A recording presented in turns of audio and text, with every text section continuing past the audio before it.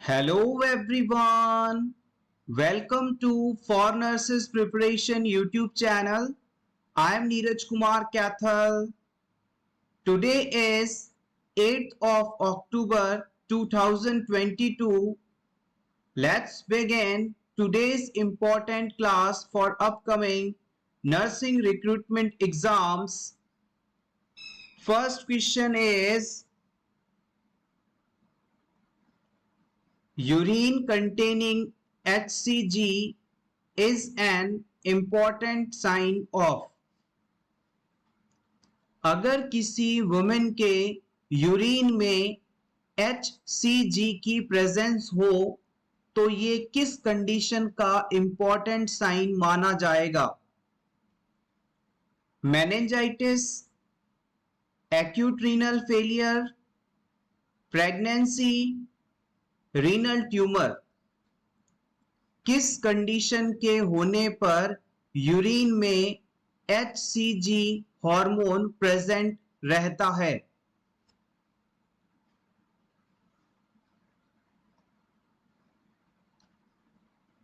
Important question.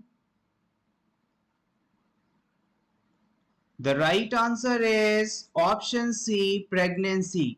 Excellent. आज की class के पहले ही क्वेश्चन को आपने बहुत ही अच्छी तरह से टेकल किया। Very good. आइए इस क्वेश्चन से रिलेटेड कुछ इंपॉर्टेंट पॉइंट्स को जान लेते हैं जो कि आपसे अपकमिंग एग्जाम्स में पूछे जा सकते हैं, इंपॉर्टेंट हैं। जब भी किसी वुमेन के यूरिन के अंदर आपको HCG हार्मोन प्रेजेंट मिले तो इसका मतलब है कि वो वुमेन प्रेग्नेंट है।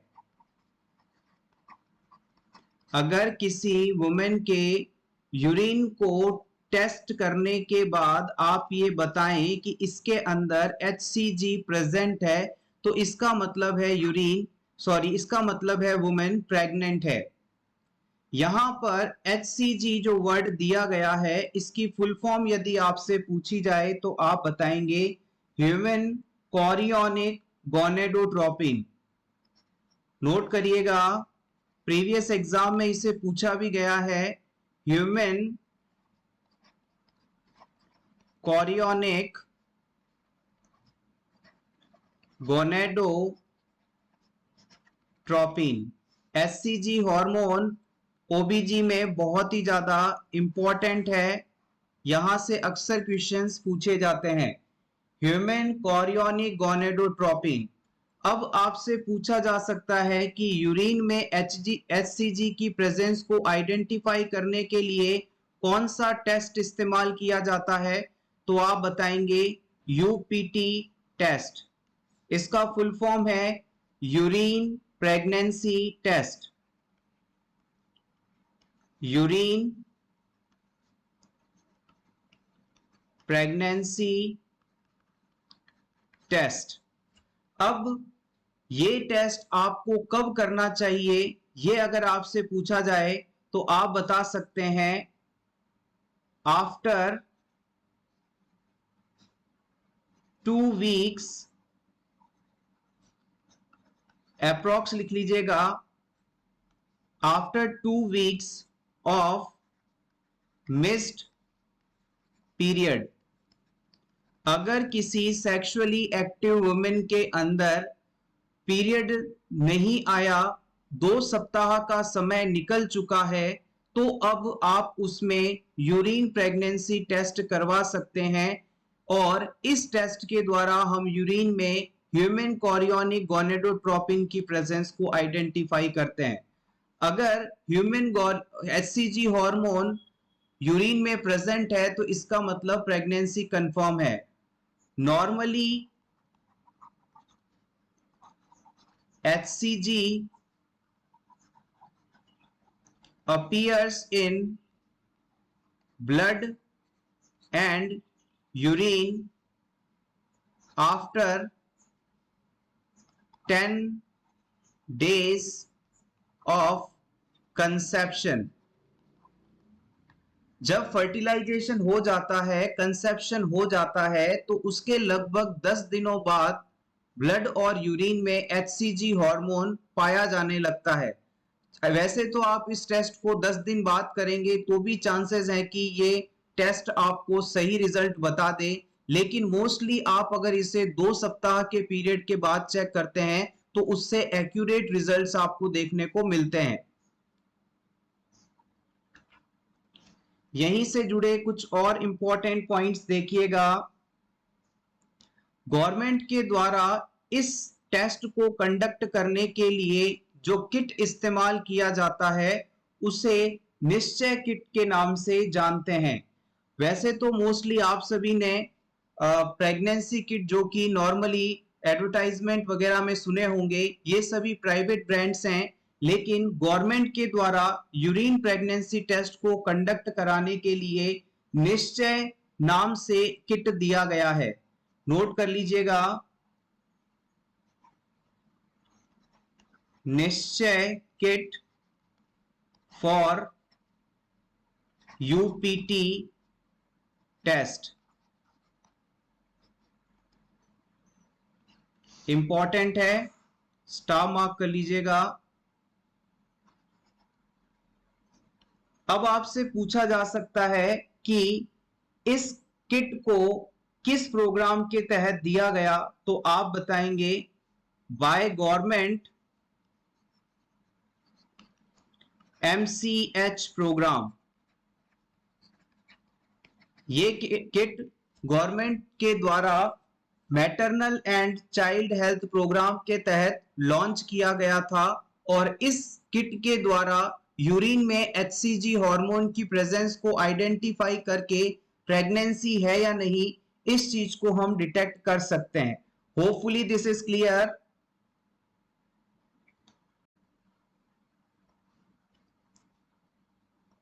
Next question, what should the nurse do to assess the neurovascular status of an extremity casted from ankle to the thigh? किसी पेशेंट के पैर में फ्रैक्चर हुआ है और अब इस फ्रैक्चर के ट्रीटमेंट के लिए इस पेशेंट के पैर के ऊपर प्लास्टर कास्ट लगाया गया है। मान लीजिए ये पेशेंट का पैर है और इस पेशेंट के पैर के ऊपर प्लास्टर कास्ट लगाया गया है। ये प्लास्टर कास्ट इसके एंकल एरिया से शुरू होकर थाई तक है, यानी कि ये पूरा जो पैर है पेशेंट का, जांग के नीचे से यानी थाइस के नीचे से लेकर टखने तक पूरी तरह से कास्ट से कवर्ड है, यानी कि इस पे प्लास्टर किया गया है फ्रैक्चर के ट्रीटमेंट हेतु, फ्रैक्चर के हीलिंग हेतु। अब इस सिचुएशन में पेशेंट के अंदर न्यूरोवेस्कुलर स्टेटस का आपको असेसमेंट करना है, तो आप इसके लिए कौन सा इंटरवेंशन करेंगे वो आपको सेलेक्ट करना है नीचे बताए गए ऑप्शंस में से। एक बार फिर से क्वेश्चन को समझिएगा। मान लीजिए पेशेंट के पैर में फ्रैक्चर हुआ है और फ्रैक्चर की हीलिंग के लिए डॉक्टर ने उसके पैर में प्लास्टर लगाया है। ये प्लास्टर पेशेंट के एंकल एरिया से लेकर थाइस तक पूरे पैर को कवर कर रहा है। अब इस पेशेंट में न्यूरोवेस्कुलर स्टेटस का असेसमेंट यदि आपको करना हो तो इसके लिए कौन सा इंटरवेंशन उपयोगी होगा ये आपको बताना है। ऑप्शन 1 कहता है पाल्पेट द फीमोरल आर्टरी। आप इस क्लाइंट के जांग वाले हिस्से में मौजूद फीमोरल आर्टरी को पाल्पेट करेंगे। क्या ये सही है? ऑप्शन बी कहता है कि हम इस क्लाइंट के अंदर होमान साइन पॉजिटिव रहेगा, इस चीज का असेसमेंट करेंगे। ऑप्शन 3 कहता है compress and release the clients टोनेल। हम इस पेशेंट के पैर के अंगूठे के नाखून को दबाएंगे और फिर छोड़कर चेक करेंगे। ऑप्शन 4 कहता है instruct the client to flex and extend the knee. हम इस पेशेंट से कहेंगे कि वो अपने फ्रैक्चर्ड लेग को जिस पर प्लास्टर लगा है उसे घुटनों वाली जगह से फ्लेक्स करेंगे यानी फोल्ड करेंगे, मोड़ेंगे, और एक्सटेंड करेंगे यानी वापस सीधा करेंगे। इन चारों में से कौन सा एक्शन लेकर हम इस क्लाइंट के अंदर न्यूरोवेस्कुलर स्टेटस का असेसमेंट कर सकते हैं। न्यूरोवेस्कुलर स्टेटस के बारे में हमने आपको प्रीवियस क्लास में अच्छे से बताया था, एक्सप्लेन किया था। होपफुली आपने वो क्लास अटेंड की होगी।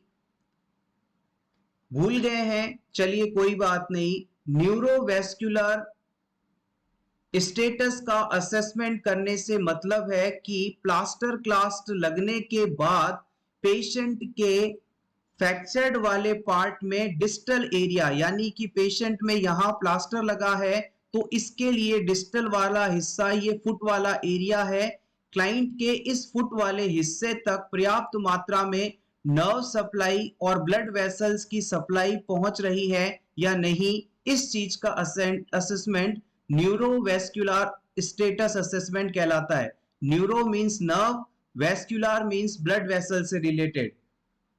अब आप इस क्वेश्चन का आंसर होपफुली सही दे पाएंगे। यस, एग्जैक्टली आपने बिल्कुल सही आंसर सेलेक्ट किया है। Option 3 is correct here.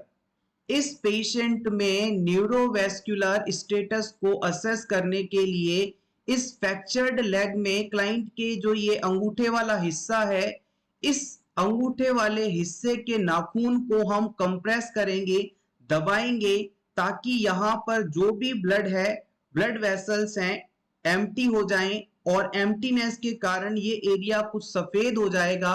और जैसे ही आप वापस यहां से प्रेशर रिलीज करेंगे, इसको छोड़ेंगे, तो तुरंत कुछ सेकंड्स के अंदर यदि ये वापस एरिया लाल हो जाता है, ये अंगूठा, ये नाखून इसका लाल हो जाता है, तो इसका मतलब है कि यहां पर blood supply, nerve supply proper तरीके से चल रही है।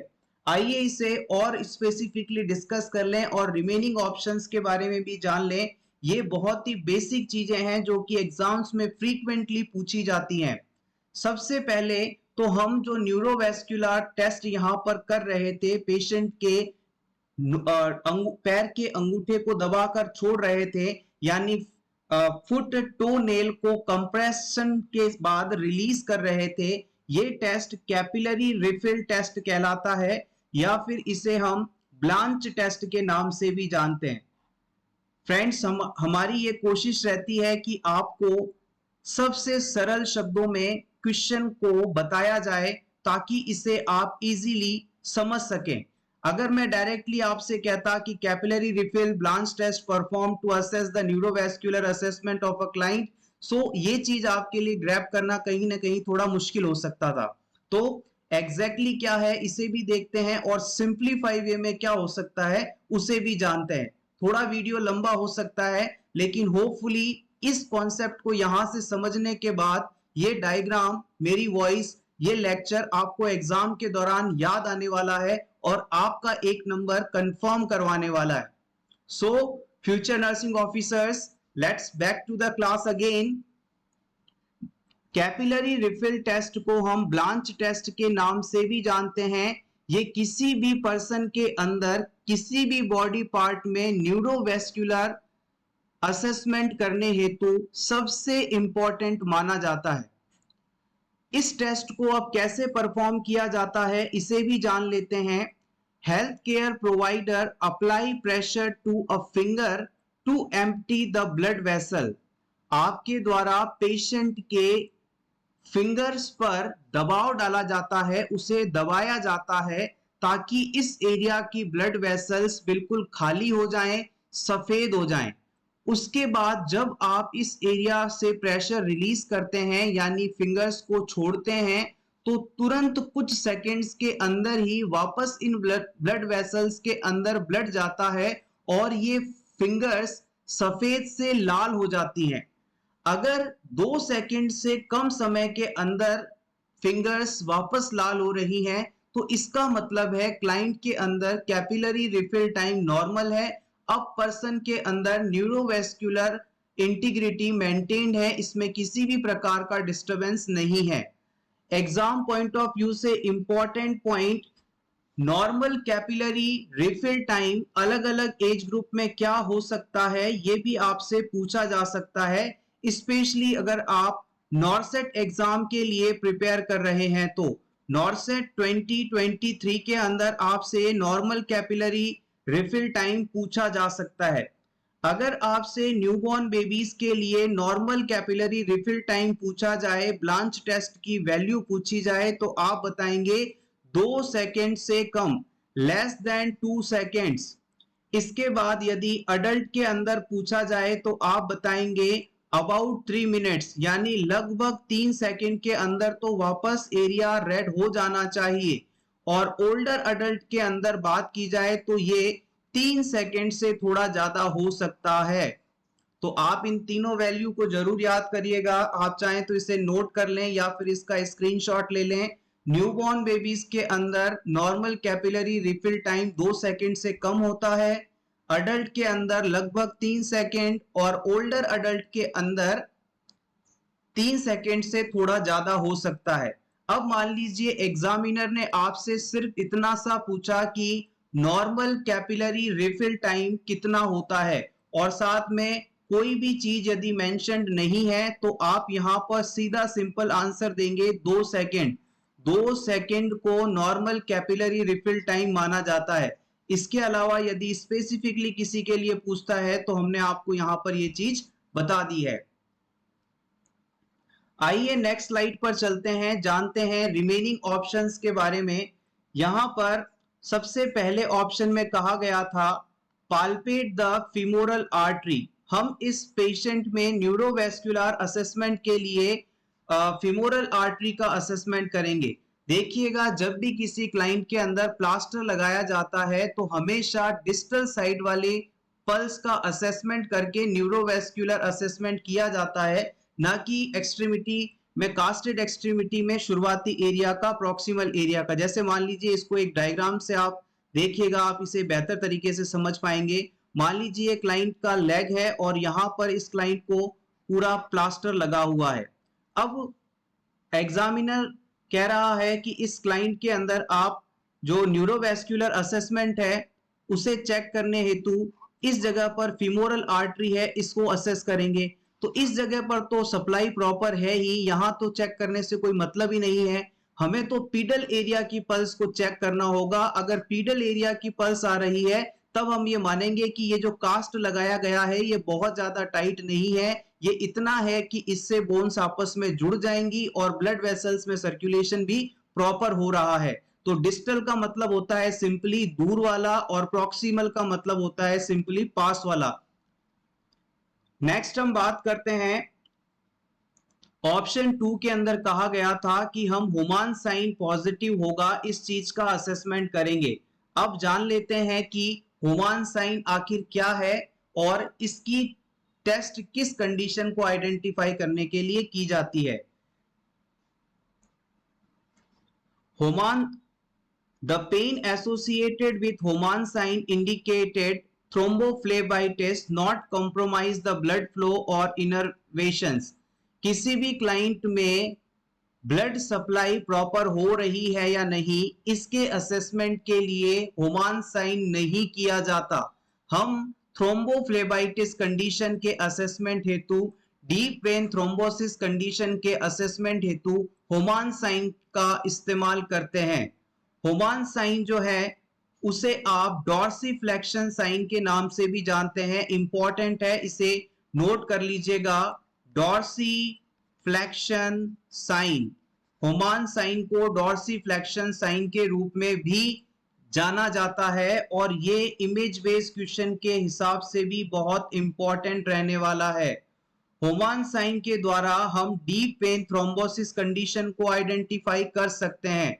डीप वेन थ्रोम्बोसिस का मतलब है, जैसे मान लीजिए ये किसी क्लाइंट का पैर है और इस क्लाइंट के पैर के अंदर डीप साइड की जो वेन होती हैं, बॉडी के जो अंदर के हिस्से में वेन सिचुएटेड होती हैं, उनमें अगर किसी प्रकार का क्लॉट या थ्रोम्बस बन जाए तो इस कंडीशन को आइडेंटिफाई करने के लिए deep vein thrombosis test perform किया जाता है। जो डीप वेन थ्रोम्बोसिस कंडीशन होती है वो मोस्टली प्रेगनेंसी के दौरान देखी जाती है और ये पैरों के अंदर मोस्टली होती है। बॉडी के डीप साइड में सिचुएटेड लेग की ब्लड वेसल्स के अंदर क्लॉट का बनना डीप वेन थ्रोम्बोसिस है और इसे आइडेंटिफाई करने के लिए होमान साइन या डॉर्सीफ्लेक्शन साइन का इस्तेमाल किया जाता है। अब ये जो होमान साइन है इसे कैसे चेक किया जाता है इसके बारे में भी जान लें। Discomfort of calf muscles on forced oxyflexion of foot with knee straight. इसे एक एग्जाम डायग्राम के थ्रू देखिएगा। जैसे मान लीजिए ये आपका क्लाइंट है, इसे आपने बेड के ऊपर लिटा दिया और अब इस पेशेंट के नी एरिया को स्ट्रेट रखा यानी पैर एक्सटेंडेड है, बिल्कुल सीधा है। अब इस पेशेंट के फुट वाले एरिया को, नीचे वाले पैर के हिस्से को पकड़कर जब आप पीछे की तरफ ऊपर की तरफ मोड़ते हैं तो ऐसा करते ही तुरंत पेशेंट के काफ मसल एरिया में पेन होता है। घुटने के पीछे और थोड़ा सा नीचे काफ मसल्स पाई जाती हैं। इस मसल्स में यदि पैर के पंजे को ऊपर की तरफ फोल्ड करने के साथ ही दर्द हो तो ये कंडीशन होमान साइन कहलाती है। होपफुली आप इस चीज को इमेजिन कर पा रहे हैं। एक बार फिर से सुनिएगा। आपका पेशेंट सुपाइन पोजीशन में बेड पर लेटा हुआ है, इसके दोनों पैर बिल्कुल सीधे हैं। आपने एक पैर के पंजे को पकड़कर अपने हाथ से पीछे की तरफ मोड़ा यानी डॉर्सीफ्लेक्स किया। यहां पर देखिएगा ये पैर का पंजा है, इसे आप पकड़कर ऊपर की तरफ मोड़ते हैं, पीछे की तरफ फोल्ड करते हैं, डॉर्सीफ्लेक्स करते हैं। ऐसा करते ही पेशेंट के काफ मसल्स के अंदर यदि पेन हो तो इसका मतलब है कि क्लाइंट को डीप वेन थ्रोम्बोसिस कंडीशन हो चुकी है। इसके अलावा इस क्वेश्चन के अंदर आखिरी ऑप्शन था कि instruct the client to flex and extend the knee. हम इस पेशेंट से कहेंगे कि जिस पैर में प्लास्टर लगा है उसे घुटने से फोल्ड करे या एक्सटेंड करे।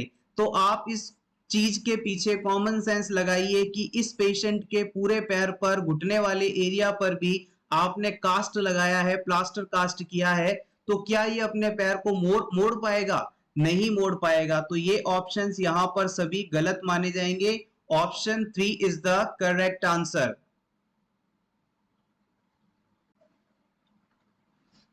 नेक्स्ट क्वेश्चन, द 12 लीड की इज यूज्ड टू डायग्नोज। आपने ईसीजी में 12 लीड ईसीजी का नाम सुना होगा। इस 12 लीड ईसीजी के द्वारा आप किस चीज का असेसमेंट करते हैं, किस चीज की जांच करते हैं, ये आपको बताना है। ऑप्शन ए कहता है dysrhythmias and conduction abnormalities. Option B कहता है chamber enlargement and injury. Option C कहता है myocardial ischaemia and conduction abnormalities. Option D कहता है pulmonary oedema and heart failure. अब इन चारों ऑप्शंस में से कौन कौन से ऑप्शंस सही हैं, इनको आप इन ऑप्शंस में से सेलेक्ट करें। ऑप्शन ए कहता है ए, बी और सी तीनों सही हैं। ऑप्शन बी कहता है बी, सी, डी तीनों सही हैं। ऑप्शन सी कहता है ए, बी और डी सही है। ऑप्शन 4 कहता है ए, सी और डी सही है। आज से करीबन 3 साल पहले एम्स नॉर्सेट का एग्जाम शुरू हुआ था और शुरुआती एग्जाम के अंदर एग्जाम का लेवल हाई रखने हेतु इस पैटर्न से काफी सारे क्वेश्चंस दिए गए थे। तो आपको इस पैटर्न के लिए भी खुद को प्रिपेयर रखना है, क्योंकि एम्स दिल्ली जो कि नॉर्सेट एग्जाम को अरेंज करवाता है, इसे कभी भी आप गैस नहीं कर सकते। ये हर साल अपने एग्जाम के अंदर बड़े बड़े चेंज लेकर आता है।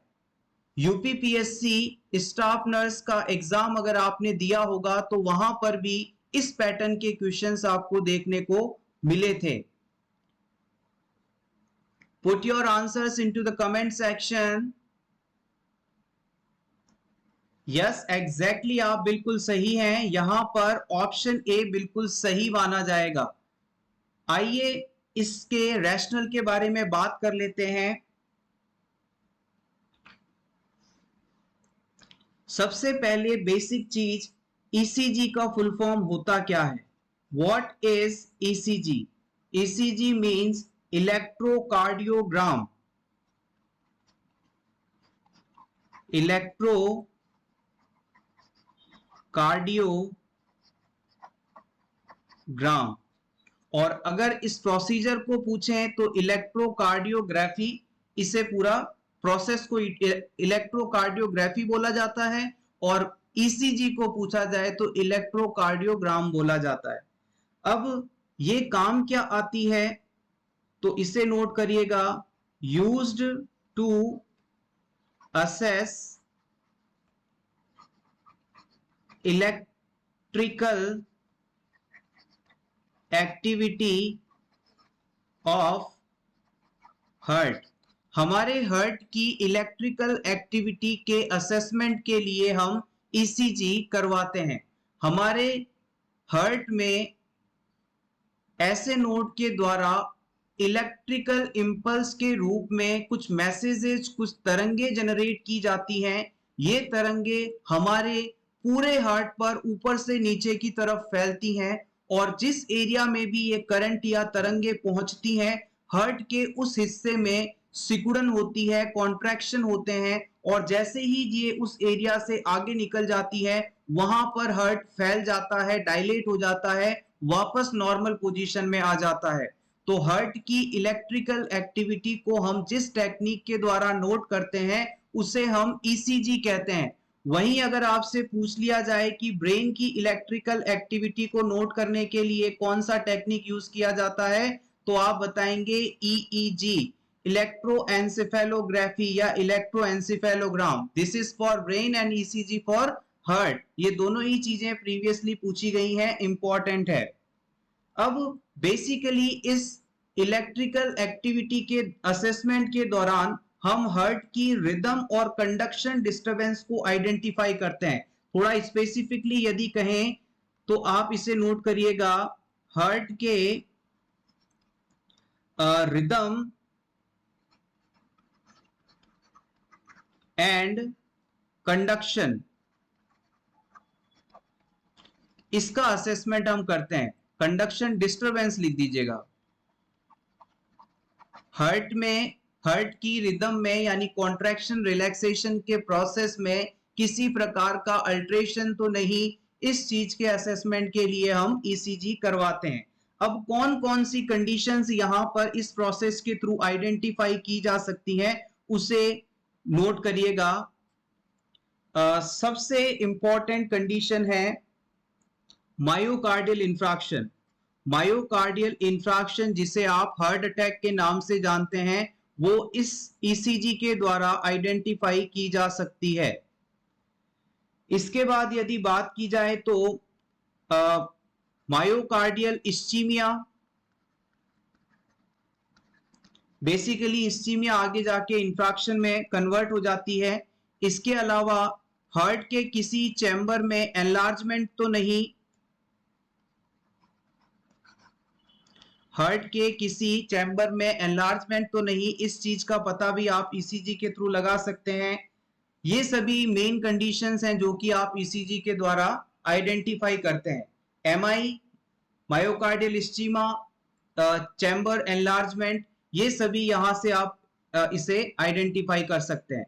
इसके अलावा डिसएरिथमियाज लिख सकते हैं आप। यहां पर ये सभी MI, myocardial ischaemia, dysrhythmias, chamber enlargement आदि ईसीजी के द्वारा आइडेंटिफाई किए जा सकते हैं। Next question, a client with human immunodeficiency virus and acquired immunodeficiency syndrome confines that he is homosexual and his employer does not know his HIV status. Which response by nurse is best? आपका patient HIV virus infection से suffering था और फिर उसे ads हो गया।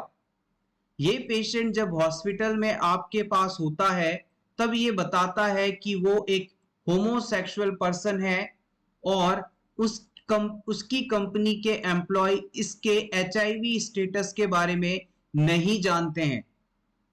इस statement के बाद एज अ नर्स आपके द्वारा इस क्लाइंट को क्या रेस्पॉन्स दिया जाएगा ये आपको बताना है। एक बार फिर से सुनिएगा।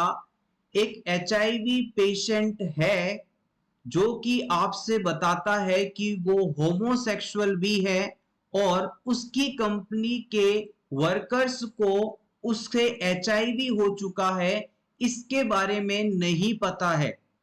इस इतना कहते ही आप इस क्लाइंट को क्या रेस्पॉन्स देंगे ये आपको सेलेक्ट करना है। ऑप्शन वन कहता है would you like me to help you tell them. आप उनसे पूछेंगे कि क्या आप चाहते हैं कि मैं आपकी कंपनी के सभी वर्कर्स को बता दूं कि आपको एचआईवी हो चुका है। ऑप्शन टू कहता है this information you confined me is confidential. आपने मुझे जो ये जानकारी दी है ये एक कॉन्फिडेंशियल इंफॉर्मेशन है और मैं इसे किसी के साथ शेयर नहीं करूंगी या करूंगा। ऑप्शन थ्री कहता है I must share this information with your family. मैं इस इंफॉर्मेशन को आपके परिवार के लोगों के साथ शेयर करूंगा। ऑप्शन फोर कहता है I must share this information with your employer. मैं इस इंफॉर्मेशन को आपके एम्प्लॉयर्स के साथ शेयर करूंगा।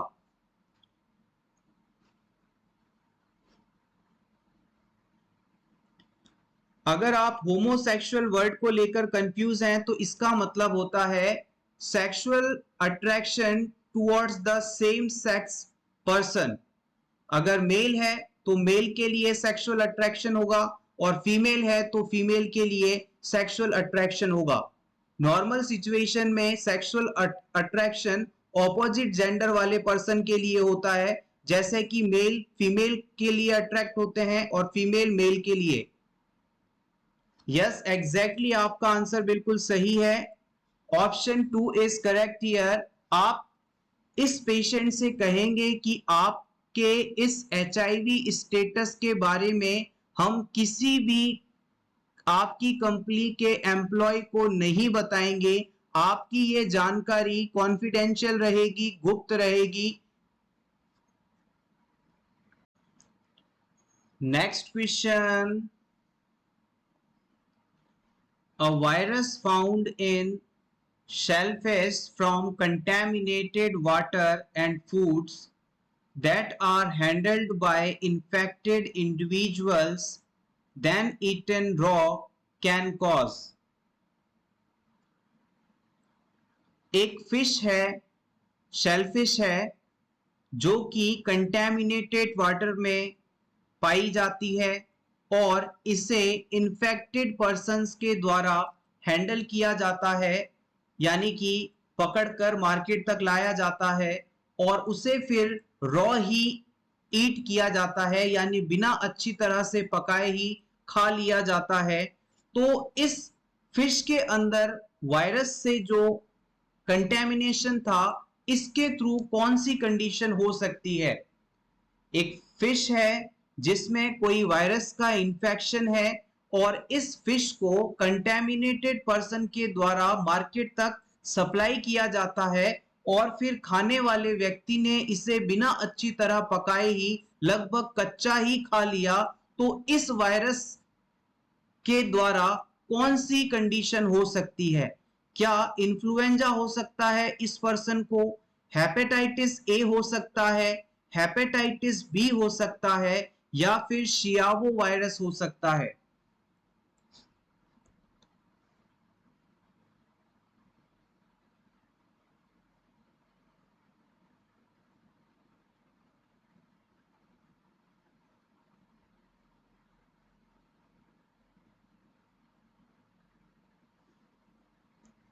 The right answer is option A. यहां पर इस क्लाइंट के अंदर हेपेटाइटिस ए इंफेक्शन हो सकता है। ऐसा क्यों है, आइए इसे जान लेते हैं। हेपेटाइटिस, हेपेटाइटिस का मतलब होता है liver inflammation. Mostly virus infection के बाद ये देखने को मिलता है, मोस्ट कॉमन कॉज है ये। अब बात करते हैं हेपेटाइटिस के टाइप्स की। ए, बी, सी, डी, ई। यहां पर कुल 5 प्रकार के हेपेटाइटिस होते हैं, जिनमें से हेपेटाइटिस ए और हेपेटाइटिस ई जो है ये फीको ओरल रूट द्वारा ट्रांसमिट होते हैं। फीको ओरल रूट यानी कि फूड और वाटर के थ्रू हेपेटाइटिस ए और हेपेटाइटिस ई फैलते हैं। यहां पर ऑप्शन के अंदर हेपेटाइटिस ए को सही मानने का यही रैशनल था, क्योंकि हेपेटाइटिस ए वायरस से इंफेक्टेड फिश है जो कि कंटेमिनेटेड वाटर में है। इंफेक्टेड पर्सन द्वारा इसे हैंडल किया गया और फिर रॉ ही इसे ईट किया गया। तो यहाँ पर सारी जो सिचुएशंस है कहीं ना कहीं फूड और वाटर से रिलेटेड है, यानी फीको ओरल रूट से रिलेटेड है, इसलिए ऑप्शन बी को हमने सही माना है। हेपेटाइटिस ए की बात की जाए तो इसमें रिकवरी टाइम 6 सप्ताह का होता है, यानी लगभग 1.5 महीने का। और हेपेटाइटिस ए होने के बाद लीवर में किसी भी प्रकार का परमानेंट डैमेज देखने को नहीं मिलता। हेपेटाइटिस बी की बात की जाए तो इस कंडीशन को हम इजीली वैक्सीन के द्वारा प्रिवेंट कर सकते हैं, यानी हेपेटाइटिस बी का अगर इंजेक्शन वैक्सीन अगर ले लिया जाए तो इससे हमें प्रिवेंशन हो सकती है। हेपेटाइटिस बी जो है वो कंटेमिनेटेड निडल्स, सेक्सुअल कांटेक्ट आदि के थ्रू फैलता है, और इस कंडीशन के होने के बाद cirrhosis of liver, liver cancer आदि होने की संभावना भी रहती है। हेपेटाइटिस सी की बात की जाए तो इसे आप पोस्ट ट्रांसफ्यूजनल हेपेटाइटिस के नाम से जानते हैं। इंपॉर्टेंट है, नोट कर लीजिएगा, पोस्ट ट्रांसफ्यूजनल हेपेटाइटिस है हेपेटाइटिस सी, यानी कि ब्लड ट्रांसफ्यूजन करने के बाद क्लाइंट में होने वाला हेपेटाइटिस है हेपेटाइटिस सी। इसमें फ्लू लाइक सिम्टम्स देखने को मिलते हैं और लिवर सिरोसिस जैसी कॉम्प्लिकेशंस इसके बाद हो सकते हैं। हेपेटाइटिस डी जो डिजीज है वो हेपेटाइटिस डी वायरस के द्वारा होता है, और ये जो है इस डिजीज कंडीशन के होने के बाद में लीवर फेलियर होने की संभावना बहुत ज्यादा रहती है। हेपेटाइटिस डी होने के बाद लीवर फेलियर होने की संभावना बहुत ज्यादा रहती है। इसका ट्रांसमिशन सेक्सुअल कांटेक्ट और कंटेमिनेटेड नीडल्स के थ्रू हो सकता है। लास्ट हम बात करते हैं हेपेटाइटिस ई की। ये फीको ओरल रूट से ट्रांसमिट होता है और इसमें जॉन्डिस होता है मोस्टली देखा जाए तो। ये यहां से इंपॉर्टेंट बात रहेगी। आपको याद रखना है मोस्टली यहां से कि हेपेटाइटिस ए और ई कंटेमिनेटेड वाटर और फूड के थ्रू फैलता है। अब रिमेनिंग ऑप्शंस की बात की जाए तो यहां पर जो ऑप्शन डी के अंदर शिएवो वायरस नाम दिया गया है, ये ह्यूमंस को प्रभावित करने वाला वायरस नहीं है, ये मोस्टली मंकीज को प्रभावित करता है। यानी जो मंकी होते हैं उनके अंदर डिजीज कॉज करता है शिएवो वायरस। हेपेटाइटिस बी और ए की हम बात कर चुके हैं, और फाइनली अब रहता है इन्फ्लुएंजा। इन्फ्लुएंजा से कुछ इंपॉर्टेंट पॉइंट्स। इन्फ्लुएंजा एक वायरल इंफेक्शन है जो कि हमारे रेस्पिरेटरी सिस्टम पर अटैक करता है, और इस डिजीज के होने के बाद फ्लू लाइक सिम्टम्स देखने को मिलते हैं, जिसमें running nose, throat irritation, coughing आदि इंपॉर्टेंट है। जनरली जब फ्लू डेवलप होता है तो पेशेंट में अचानक कोल्ड और फीवर जैसे सिम्टम्स सडनली देखने को मिलते हैं, और नॉर्मल कोल्ड होने पर ये सिम्टम्स धीरे धीरे डेवलप होते हैं। इस प्रकार से आप फ्लू को आइडेंटिफाई कर सकते हैं। सडनली क्लाइंट को अचानक से कोल्ड हो जाएगी, रनिंग नोज होगा, स्नीजिंग होगा, सॉर थ्रोट होगा, ये सब अचानक यदि है तो मतलब फ्लू है। और याद रखिएगा फ्लू का, इन्फ्लुएंजा का कोई भी वैक्सीन नहीं है, क्योंकि हर सीजन में ये अपने स्ट्रक्चर को कन्वर्ट करता रहता है। इस वजह से किसी भी एक प्रकार के वैक्सीन द्वारा हम हमेशा इसे प्रोटेक्ट नहीं कर सकते।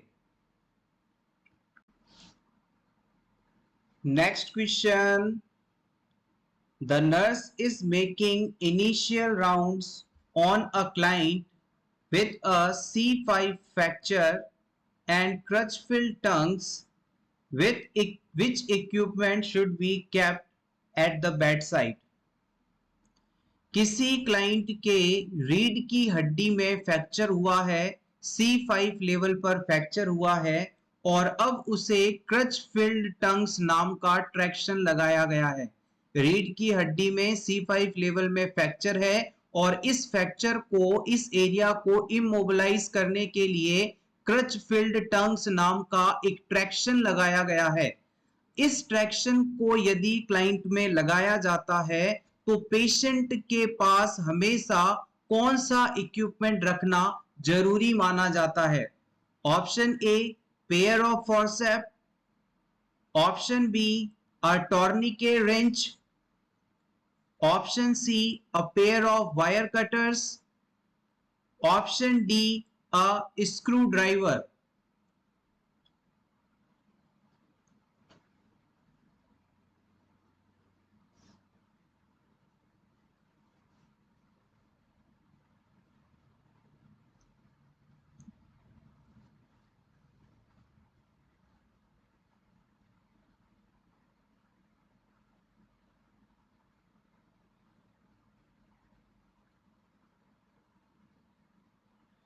The right answer is option B, a tourniquet wrench। यहां पर जो टिपिकल टर्म्स आप देख रहे हैं इन्हें थोड़ा सिंप्लीफाई किया जाए ताकि आपको इंटरेस्ट बने और ये चीज हमेशा के लिए याद हो जाए। सबसे पहले हम बात करते हैं क्रच फिल्ड टंग्स क्या होता है। मान लीजिए ये आपका पेशेंट है, ये बेड पर सुपाइन पोजीशन में लेटा हुआ है। अब इस पेशेंट के रीढ़ की हड्डी में C4 लेवल पर फ्रैक्चर है, सॉरी C5 लेवल पर इस क्लाइंट के अंदर फ्रैक्चर हो गया है। अब इस क्लाइंट की रीढ़ की हड्डी को हमें इमोबिलाइज करना है, स्थिर रखना है ताकि इसमें किसी प्रकार की मूवमेंट नहीं हो और जल्दी से ये फ्रैक्चर हील हो जाए। तो हम क्या करेंगे, क्रच फिल्ड टंग्स नाम का एक ट्रैक्शन लगाएंगे जो कि इसकी गर्दन को एक ही जगह पर स्थिर बनाए रखेगा। क्रच फिल्ड ट्रैक्शन के लगाते समय हम, ये ट्रैक्शन देखने में कुछ इस प्रकार से होता है, इस प्रकार से देखने में ये ट्रैक्शन होता है। ये वाला जो भाग है क्लाइंट के स्कल के अंदर कनेक्ट करते हैं इस प्रकार से। स्कल में सर के दोनों तरफ इस प्रकार से ये ट्रैक्शन लगाया जाता है और इसकी जो पिन वाला हिस्सा होता है वो क्लाइंट की स्कल बोन को पेनिट्रेट करते हुए अंदर की तरफ चला जाता है। एक बार फिर से समझिएगा, क्लाइंट के स्कल बोन को पेनिट्रेट करते हुए उसके अंदर क्रच फिल्ड टंग्स की पिन इंसर्टेड रहती हैं और फिर ये क्लच फिट टंग्स आगे जाकर एक वेट के थ्रू क्लाइंट वेट से कनेक्टेड रहता है जो कि इसकी क्लाइंट की गर्दन को स्ट्रेट बनाते हैं, इमोबिलाइज बनाते हैं। तो इस प्रकार से ये जो ट्रैक्शन लगा हो तो इसे आप क्रच फिल्ड टंग के नाम से जानते हैं। अब इस क्रच फिल्ड टंग को लगाने के बाद क्लाइंट में टॉर्निके रिंच क्यों पास में रखना चाहिए? इस ट्रैक्शन डिवाइस में जो स्क्रूज लगे होते हैं उन्हें टाइट करने के लिए या लूज करने के लिए, सिंपली कहें तो इस ट्रैक्शन के प्रेशर को मैनेज करने के लिए, कम या ज्यादा करने के लिए एक रिंच की आवश्यकता होती है। अगर मान लीजिए अचानक आपको कोई ऐसी सिचुएशन हो गई कि आपको ये चीज स्क्रू लूज करने हैं या टाइट करने हैं तो आपके पास ये इक्विपमेंट होना चाहिए। सिंपली इस नाम को याद रखिए, रिंच आपने घरों में देखा होगा इस्तेमाल करने के लिए। मोस्टली आपके घर में जो टैप की फिटिंग करने आते हैं, घर में पानी की कनेक्शन को ठीक करने के लिए जो प्लम्बर आता है, उसके पास हमेशा रिंच होता है। ये देखने में कुछ इस प्रकार का डिवाइस होता है। यहाँ पर एक सर्कल लाइक स्ट्रक्चर होती है, जिसे रोल करने के बाद इसकी जो लेंथ है कम ज्यादा होती रहती है। इस प्रकार से ये रिंच होता है। टॉर्निकेट रिंच मतलब ऐसा डिवाइस जो कि क्रच फिल टंग के प्रेशर को कम या ज्यादा करने में इस्तेमाल किया जाता है। होपफुली अब आप इस चीज को नहीं भूलेंगे। अगर आप नोट करना चाहें तो इसे नोट कर लीजिएगा। चलिए नोट ही कर लीजिए ताकि आपको आगे याद रखने में थोड़ा इजी रहेगा।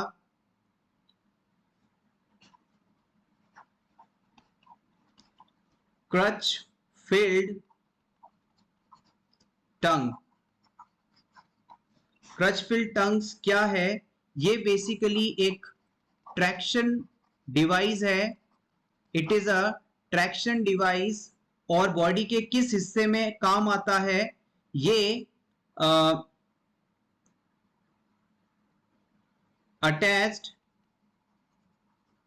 attached to skull to immobilize neck in spinal area fracture. Spinal area में यदि फ्रैक्चर है तो स्कल पार्ट में क्रच फिल्ड टंग्स लगाकर नेक को इमोबिलाइज किया जाता है।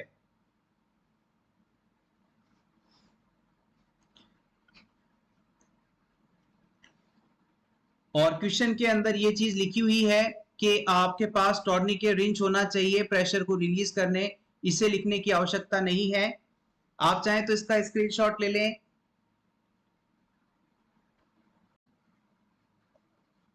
Next question, the complementary feeding involves. Complementary feeding देते समय किस चीज को हमें ध्यान देना चाहिए? Option A timely, option B adequate, option C active feeding, option D all of above.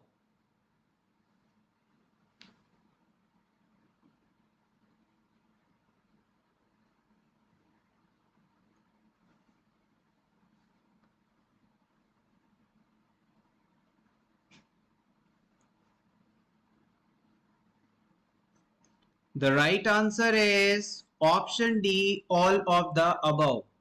Interesting चीज है, ध्यान से सुनिएगा।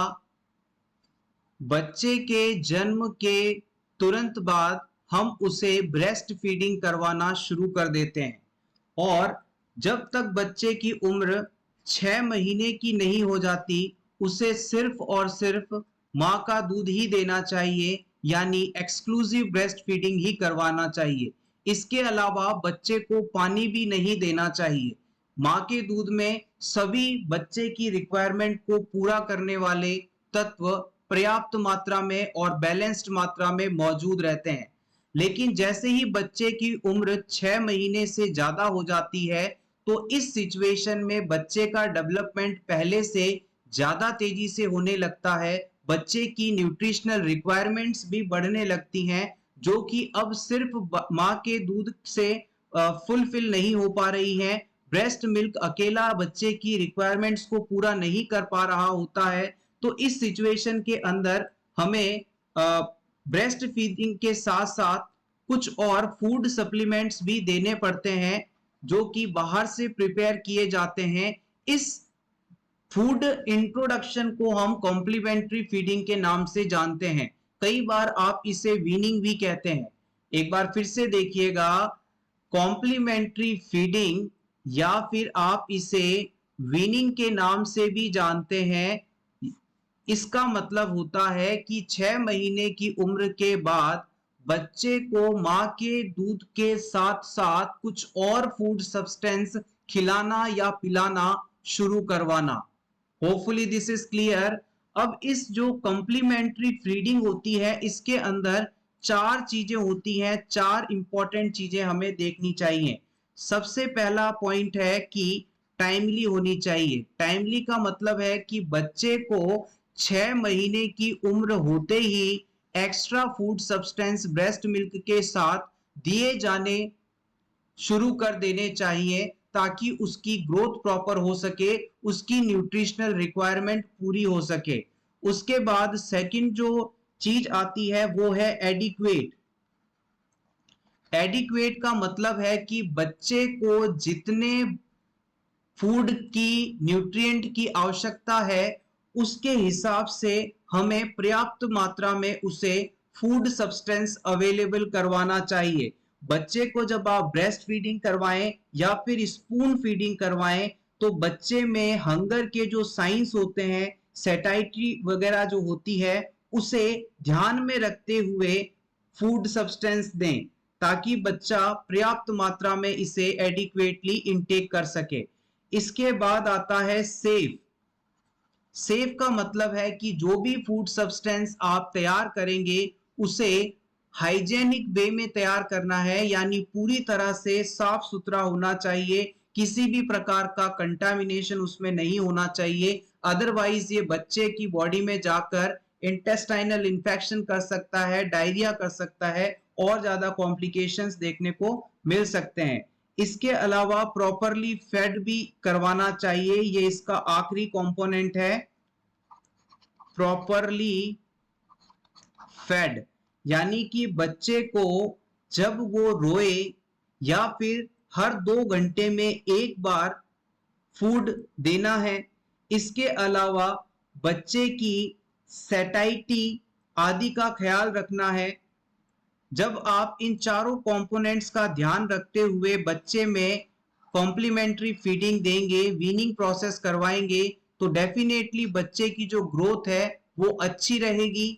और अगर ये प्रॉपर तरीके से नहीं होता तो कहीं ना कहीं बच्चे की ग्रोथ धीमी हो सकती है। और बच्चे को यदि प्रॉपरली ब्रेस्ट फीड करवाया जाता है तो दिन में कम से कम वो 8 से 10 बार यूरिन पास करता है। इस साइन के थ्रू भी आप ये देख सकते हैं कि मदर द्वारा प्रॉपर तरीके से बच्चे को ब्रेस्ट फीडिंग करवाई जा रही है या नहीं। Next question, a client with severe major depression states, my heart has stopped and my blood is black ash. The nurse interprets this statement to be evidence of which of the following? आपके under में एक patient है और ये patient major depression से suffering है, यानी कि ये बहुत ज्यादा डिप्रेस्ड है। ये पेशेंट आपसे कहता है कि मेरे हार्ट ने काम करना बंद कर दिया है, मेरा दिल रुक चुका है और मेरा जो ब्लड है ये काली राख में कन्वर्ट हो चुका है, ब्लैक ऐश बन चुका है। आप जैसे ही इस स्टेटमेंट को सुनते हैं आप समझ जाते हैं कि आप ये पेशेंट इनमें से किस कंडीशन को फेस कर रहा है। क्या हेल्यूसिनेशन हो रहा है इसे, क्या इल्यूशन हो रहा है इसे, क्या डेल्यूशन हो रहा है इसे, या इनमें से कोई भी नहीं। मेरा हार्ट रुक चुका है, मेरा ब्लड ब्लैक ऐश बन चुका है, ये क्या है?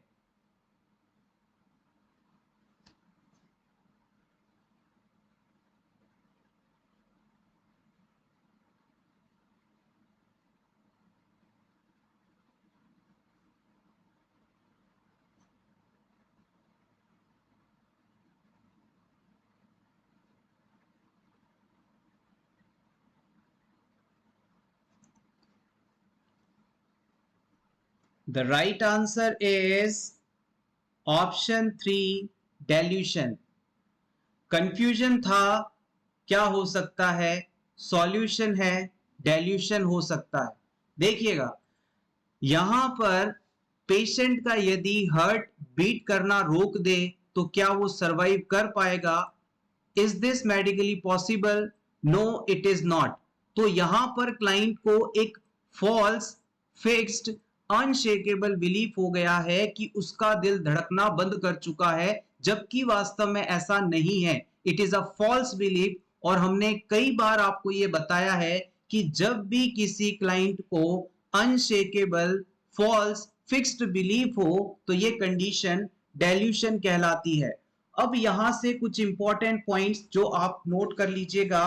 जब भी क्लाइंट मेजर डिप्रेशन जैसी कंडीशन के अंदर होता है तो उसके अंदर साइकोसिस के सिम्टम्स देखने को मिलते हैं।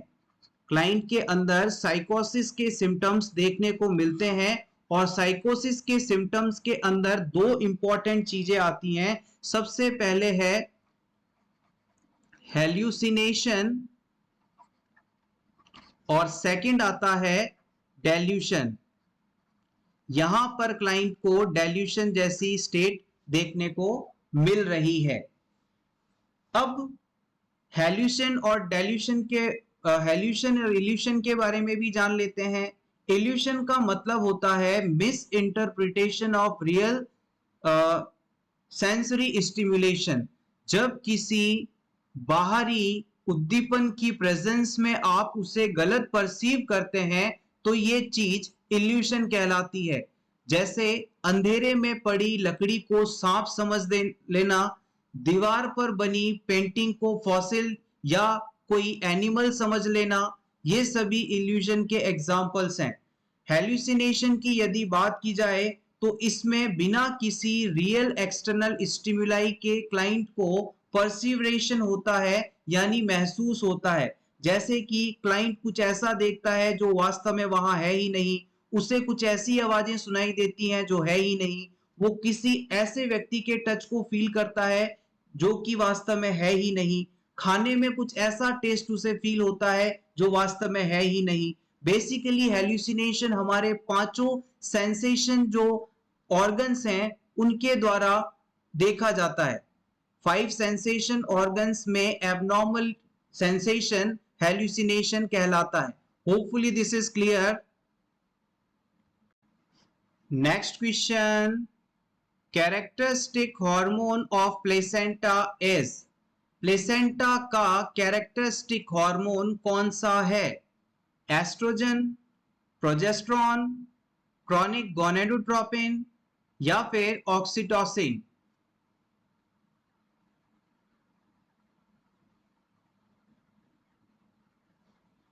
Yes, option C is correct here.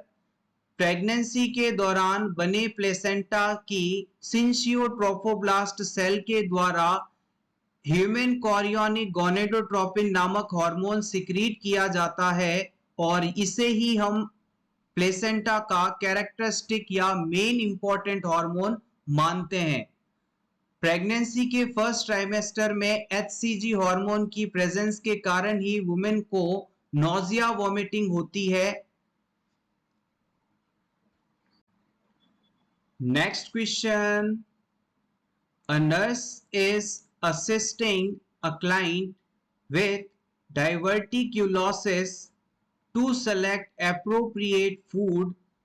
Which food should be avoided?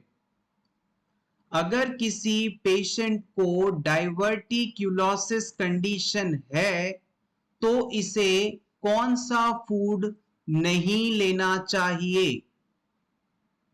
Bran, fresh peaches, cucumber salad, yeast rolls, इनमें से कौन सा आइटम आप डाइवर्टिक्यूलाइटिस वाले पेशेंट को खाने के लिए नहीं देंगे?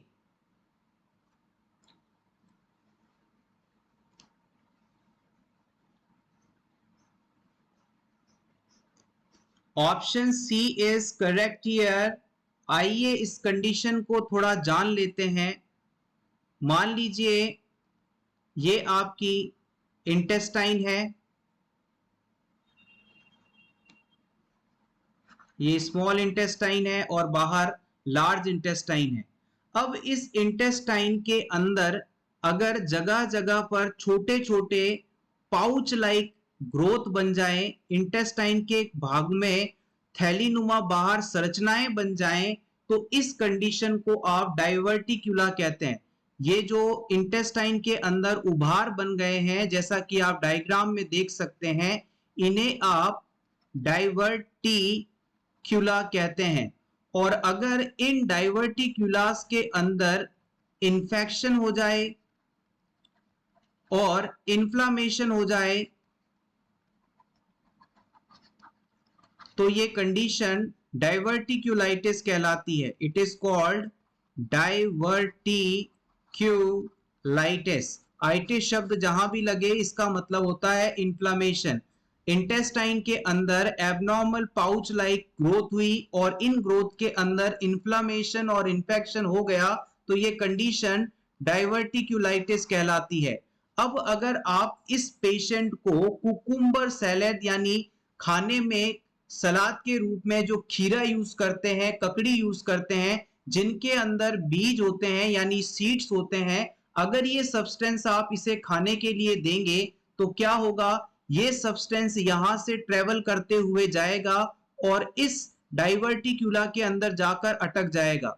इस डाइवर्टिक्यूला के अंदर जाकर अटक जाएगा और समय के साथ धीरे धीरे इसके अंदर सड़न पैदा होने लगेगी और फिर सड़न से इंफेक्शन हो जाएगा, इन्फ्लामेशन हो जाएगा और सिचुएशन और ज्यादा कॉम्प्लिकेटेड हो सकती है, इवन पेरिटोनाइटिस जैसी कंडीशन हो सकती है। इसीलिए कहा जाता है कि जो भी डाइवर्टिक्यूलाइटिस के पेशेंट हैं उन्हें खाने में ऐसी कोई भी चीज नहीं देनी है जिनके अंदर बीज हो, सीड्स हो, जिन्हें पचाने में हमें टाइम लगता हो। So avoid seed food substances in case of diverticulosis.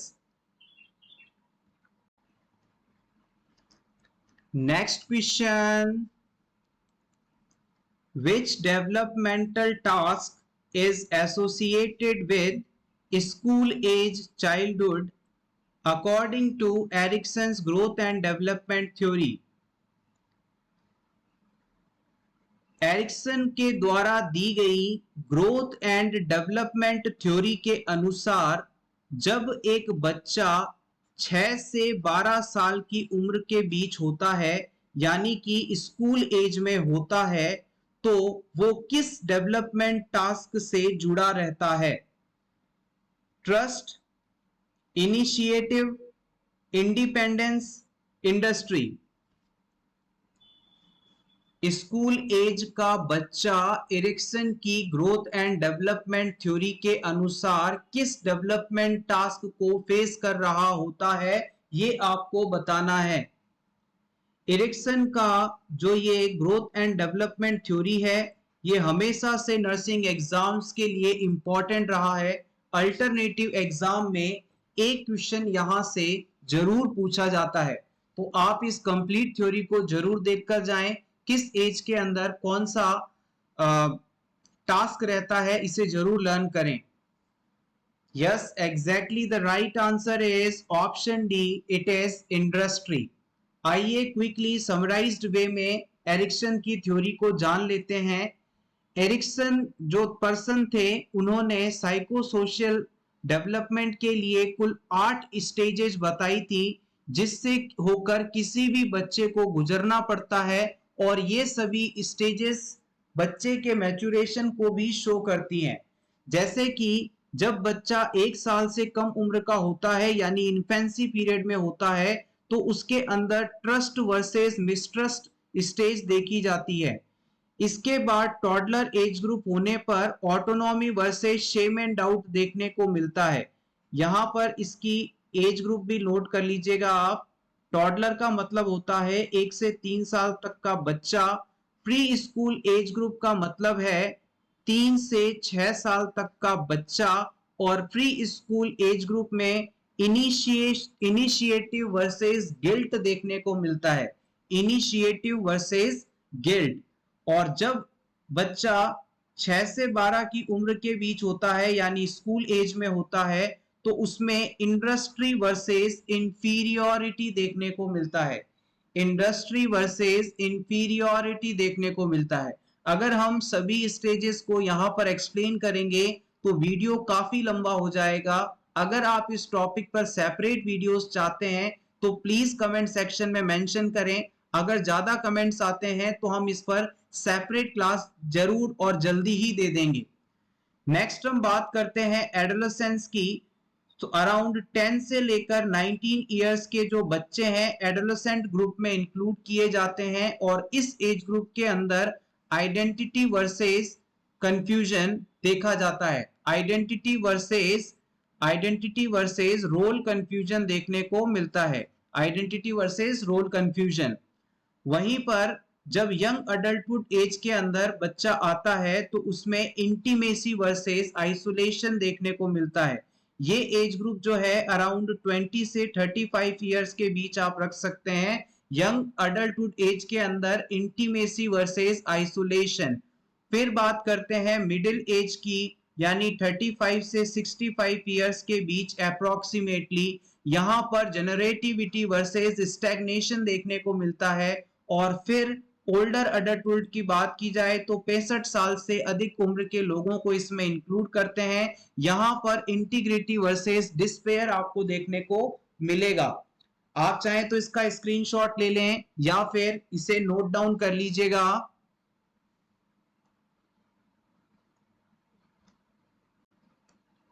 Next question, identify correct steps while providing basic first aid care to injured people।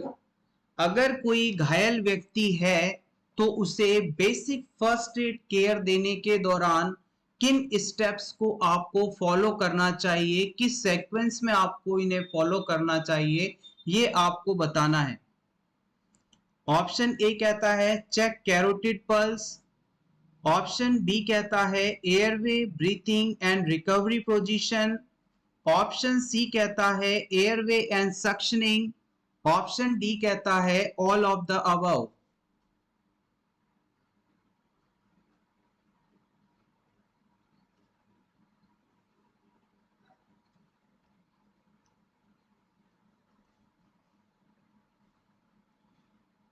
The right answer is option B.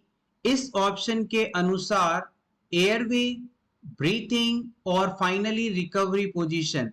हमें client के airway को clean करना है, उसे breathing provide करनी है और finally recovery position में जिसमें वो कंफर्टेबल हो उसमें शिफ्ट करना है। Airway, breathing, recovery position.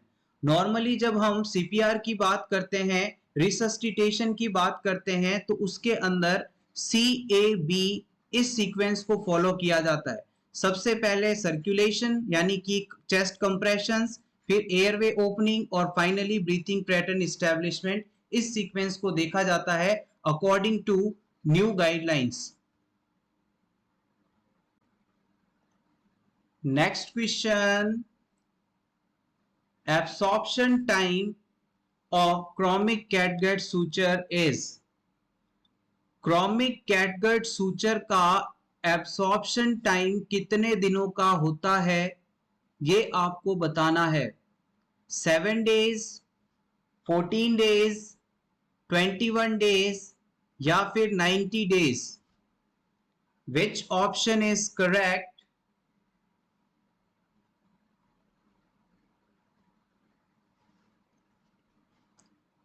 Yes, exactly आपका आंसर बिल्कुल सही है। 90 days is the correct answer. आइए कैटगट सूचर के बारे में हम जान लें। सूचर शब्द से तो आप सभी बिल्कुल अच्छी तरह से परिचित होंगे ऐसा मैं मानता हूं, क्योंकि आप सभी ब्रिलियंट स्टूडेंट्स हैं। कैटगट सूचर एक नेचुरल एब्जॉर्बेबल सूचर है and is obtained by longitudinally slitting the intestine mucosa of sheep and goat। Previous exam में इस चीज को बहुत बार पूछा गया है। It is very important. जो आपका कैटगट सूचर है वो किसके द्वारा बनाया जाता है, ये क्वेश्चन इंपॉर्टेंट है।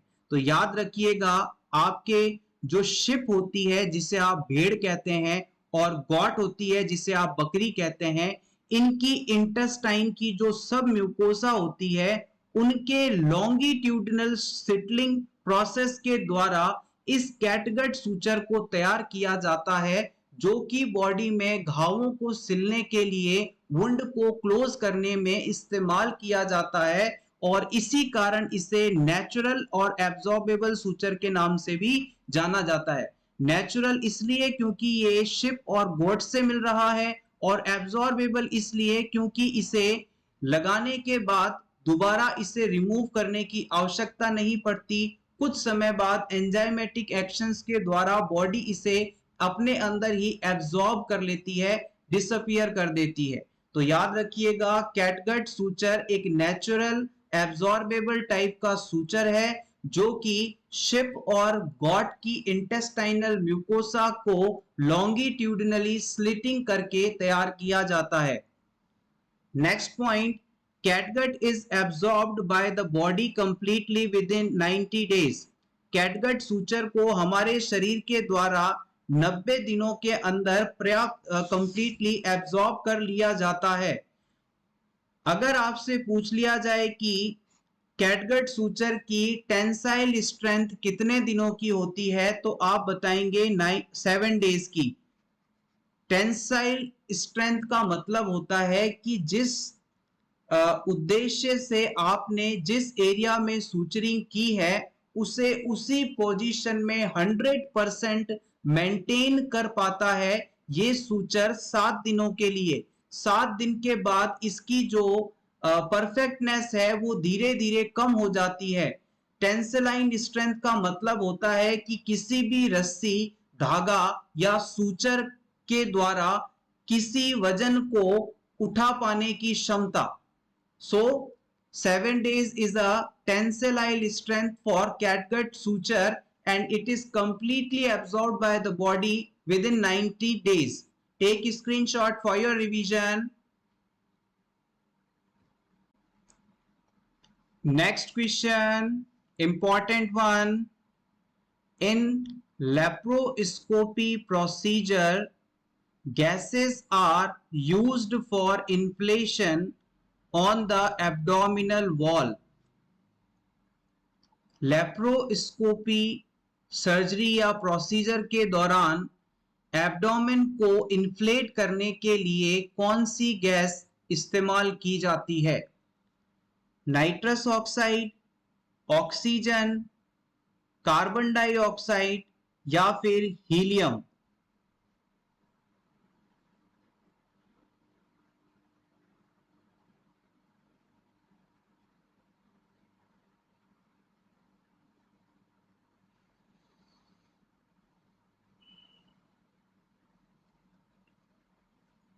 यस, आप बिल्कुल कंफ्यूज नहीं है, आपने बिल्कुल सही ऑप्शन सेलेक्ट किया है और वो है कार्बन डाइऑक्साइड, जिसे आप CO2 के रूप में शॉर्ट में लिखते हैं।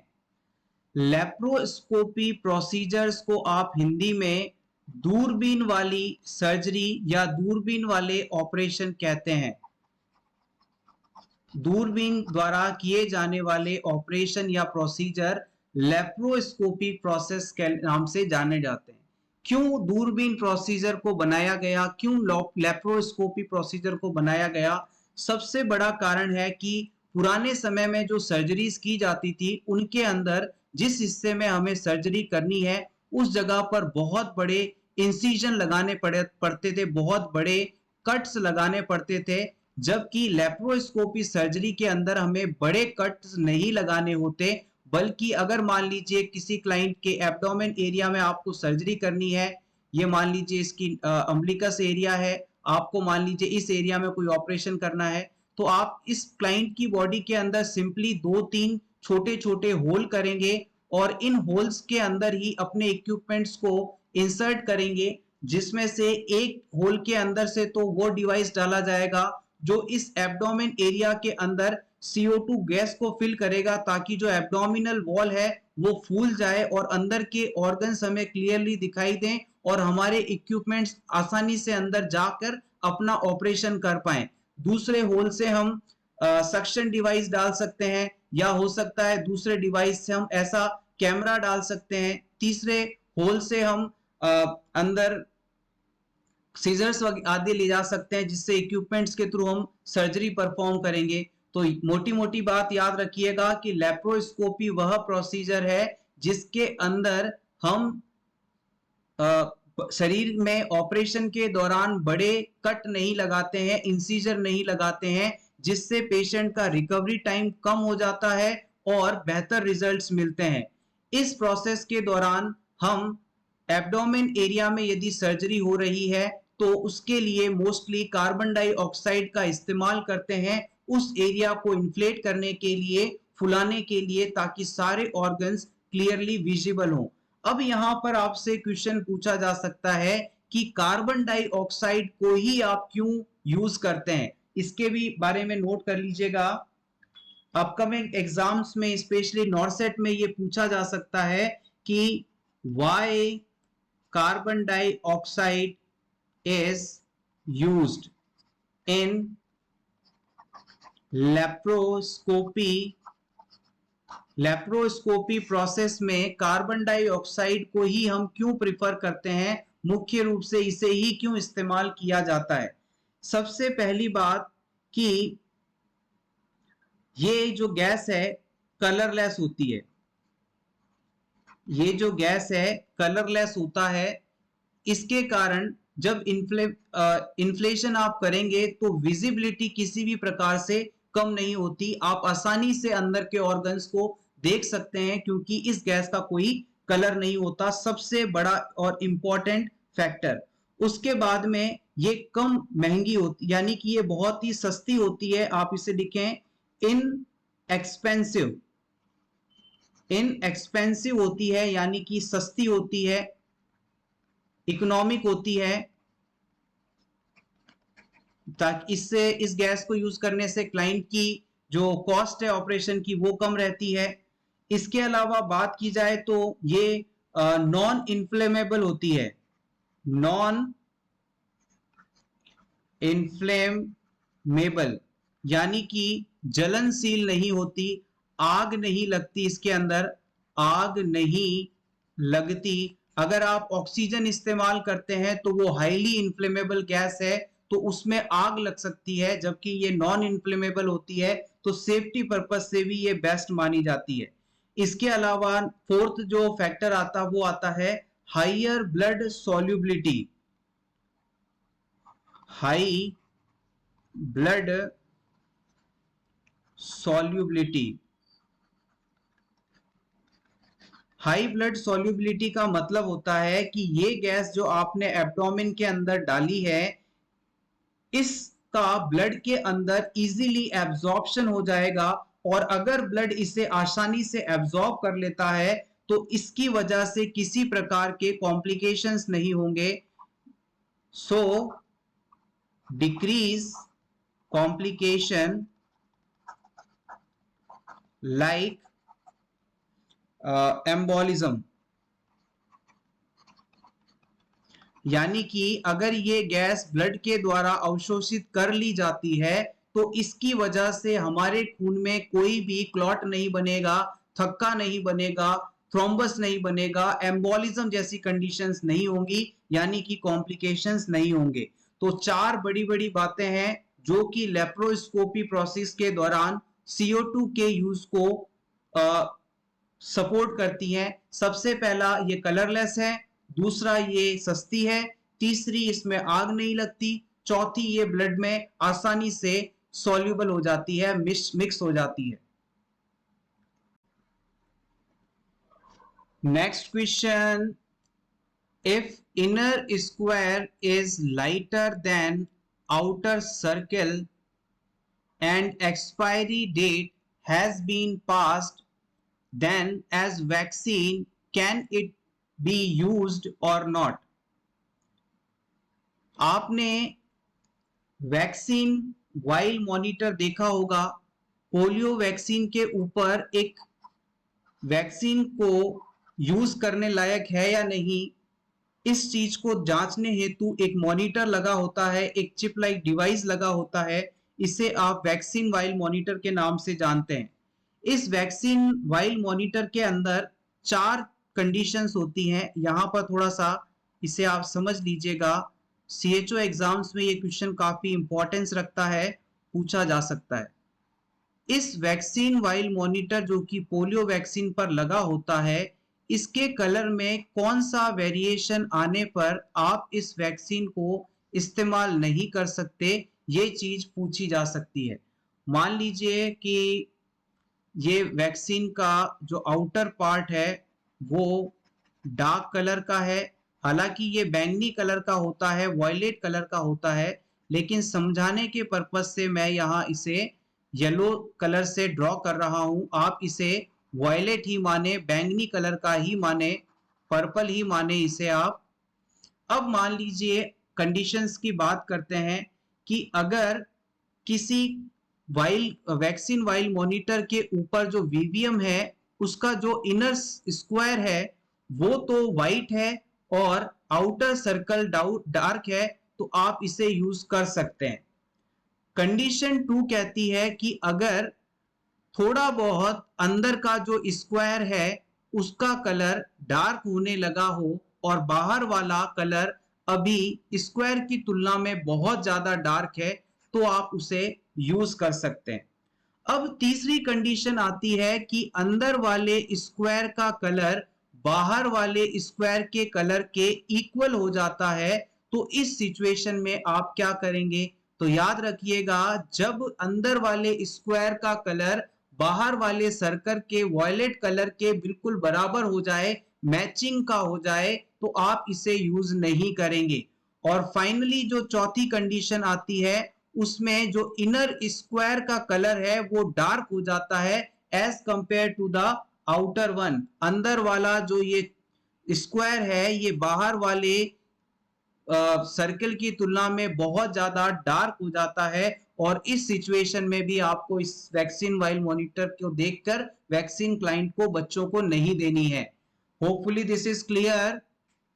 अब इस क्वेश्चन में बताया गया है कि if inner square is lighter than outer circle, यहां पर ये वाली कंडीशन दी गई है। इसमें जो इनर स्क्वायर है वो हल्के रंग का है बाहर की तुलना में, तो इस सिचुएशन में क्या आप इसे यूज करेंगे? अगर सिर्फ इतना पूछा होता तो आप कहते हाँ यूज कर लेंगे, लेकिन यहां पर आगे ही लिखा है expiry date has been pass, यानी कि ये वैक्सीन एक्सपायर हो चुका है, इसकी एक्सपायरी डेट निकल चुकी है, तो अब क्या आप इसे इस्तेमाल करेंगे? तो आपका ऑप्शन जाएगा ऑप्शन ए, हम इसे यूज नहीं कर सकते। किसी भी मेडिसिन की जब एक्सपायरी डेट पूरी हो जाती है, एक्सपायरी डेट निकल जाती है, तो हम उसे कभी भी यूज नहीं करते। अगर एक्सपायरी डेट मेंशन नहीं होता तो हम इस वैक्सीन को दे सकते थे, बिकॉज यहां पर जो इनर स्क्वायर है उसका कलर आउटर सर्किल की तुलना में हल्का है। Take a screenshot if you want for your revision. Next question. The type of shock occurs in the acute stage of burn is. Burn के पेशेंट में एक्यूट स्टेज में, शुरुआती स्टेज में कौन सा शॉक देखने को मिल सकता है? Anaphylactic, septic, distributive, hypovolemic.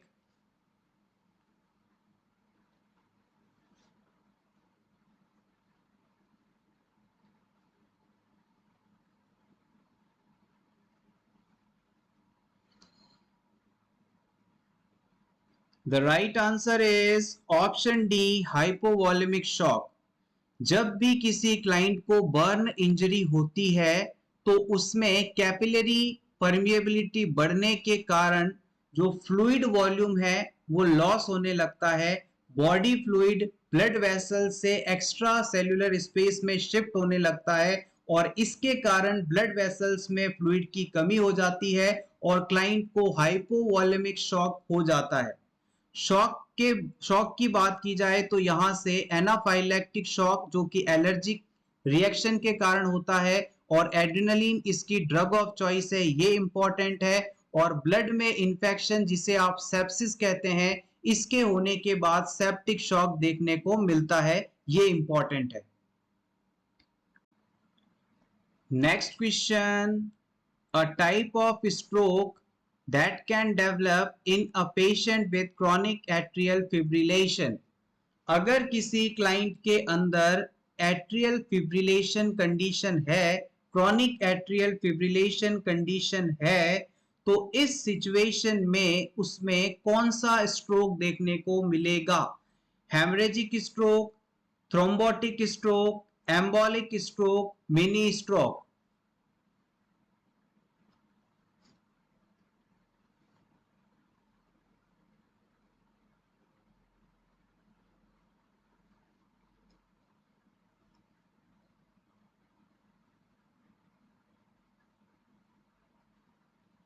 The right answer is option C called embolic stroke. आइए वन बाय वन सभी चीजों को जान लेते हैं। सबसे पहली बात कि ये स्ट्रोक होता क्या है।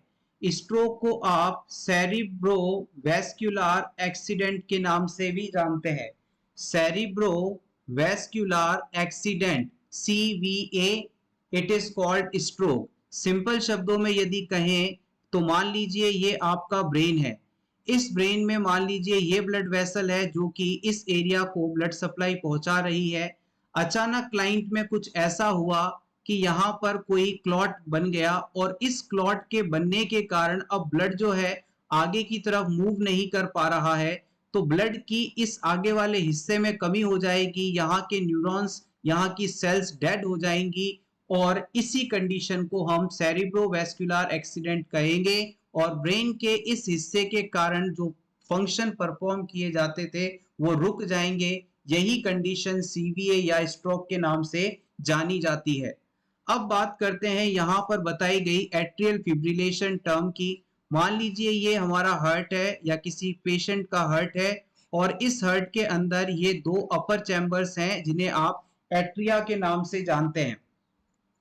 इन एट्रियास के अंदर अलग अलग हिस्सों से इंपल्स का जनरेशन किसी कारण होने लगता है और अलग अलग एरियाज से इंपल्स जनरेट होने के कारण एट्रियाज पूरी तरह से कॉन्ट्रैक्ट नहीं हो पाते, हल्का हल्का फड़फड़ाते हैं, थोड़ा थोड़ा कॉन्ट्रैक्ट करते हैं और जो कॉन्ट्रैक्शन की जो रेट है, हार्ट की रिदम रेट जो है वो 100 बीट से ऊपर चली जाती है, बहुत ज्यादा हो जाती है, तो ये कंडीशन फिब्रिलेशन है। एक बार फिर से समझिएगा, अगर हमारे हार्ट के अपर चैम्बर्स यानी एट्रिया पूरी तरह से कॉन्ट्रैक्ट होने की बजाय हल्का हल्का कॉन्ट्रैक्ट करें यानी फिब्रिलेट करें या फड़फड़ाएं, तो इसके कारण जो ब्लड है वो आगे की तरफ वेंट्रिकल में पास नहीं हो पाएगा और ब्लड यहाँ पर एक जगह रुकने लगेगा और ब्लड के रुकने को आप स्टेसिस कहते हैं। और हम इस बात को अच्छी तरह से जानते हैं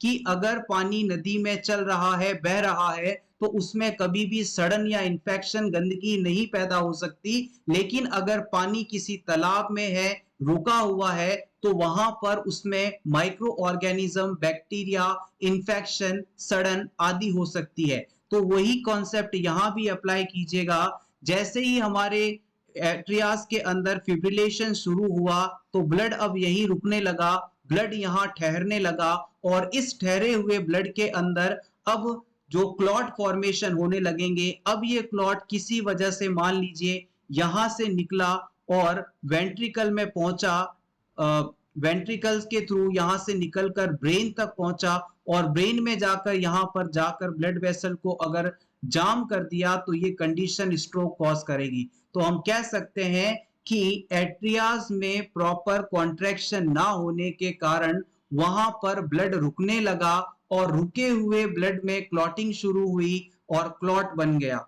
अब ये क्लॉट किसी वजह से धीरे धीरे सिस्टमिक सर्कुलेशन में आया तो आपने इस क्लॉट को एम्बोलस नाम दे दिया और ये एम्बोलस जाके अब ब्रेन की किसी ब्लड वेसल में अटक जाता है, जिसके कारण ब्रेन के आगे वाले हिस्से में ब्लड सप्लाई नहीं हो पाती और यही कंडीशन स्ट्रोक या CVA कहलाता है। अगर ये स्ट्रोक किसी में एक्सेसिव ब्लीडिंग के कारण हो तो ये हेमरेज कहलाएगा। अगर ये स्ट्रोक किसी ब्रेन की ही ब्लड वेसल के अंदर क्लॉट बनने के कारण हो तो ये थ्रोम्बोटिक स्ट्रोक कहलाएगा। यहां पर देखिएगा दो इंपॉर्टेंट टर्म्स हैं जो कि आपको और क्लियर करेंगी। सबसे पहला है थ्रोम्बस और फिर आता है एम्बोलाई। देखिए, अगर किसी क्लाइंट की ब्लड वेसल के अंदर कोई क्लॉट बना और एक ही जगह पर है, एक ही जगह पर क्लॉट रुका हुआ है, ठहरा हुआ है, तो आप इसे थ्रोम्बस कहेंगे। थ्रोम्बस का टी से, थ्रोम्बस टी से ठहरा हुआ, ठहरा हुआ, यानी कि ब्लड वेसल में यदि क्लॉट एक ही जगह पर है, ब्लड वेसल में चिपका हुआ है, ठहरा हुआ है, तो ये थ्रोम्बस कहलाएगा। वहीं पर अगर ब्लड वेसल के अंदर कोई क्लॉट बना और वो ब्लड के साथ साथ आगे बढ़ता जा रहा है, मूवमेंट कर रहा है, तो इसे आप एम्बोलाई या एम्बोलस के रूप में जानते हैं। और मोस्टली इस प्रकार के क्लॉट्स लंग्स के अंदर जाकर ऑब्स्ट्रक्शन कॉज करते हैं, जिससे रिलेटेड एरिया में नेक्रोसिस होता है। पल्मोनरी एम्बोलिज्म यही है, एम्बोलस का लंग्स में जाकर ऑब्स्ट्रक्शन करना। वही ये क्लॉट अगर ब्रेन तक पहुंच गया तो आप इसे एम्बोलिक स्ट्रोक के नाम से जानेंगे। And this is the right answer. Hopefully this concept is clear now.